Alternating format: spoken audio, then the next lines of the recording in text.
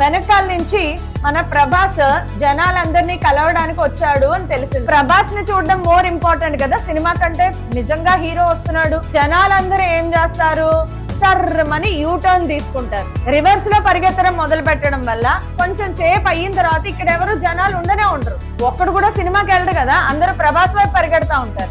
Same ఇక్కడ కూడా అంతే. ఇక్కడ ఏం చేస్తారంటే ఇనీషియల్ గా దీనిని పాజిటివ్ కనెక్ట్ చేశారు కదా, రెండోసారి ఏం చేస్తారంటే దీని పాజిటివిటీని తగ్గించేస్తారు. దీనిని నెగిటివ్ నెగిటివ్ నెగిటివ్ చేస్తా ఉంటే ఇది మొత్తం నెగిటివ్ లోకి మారిపోయింది.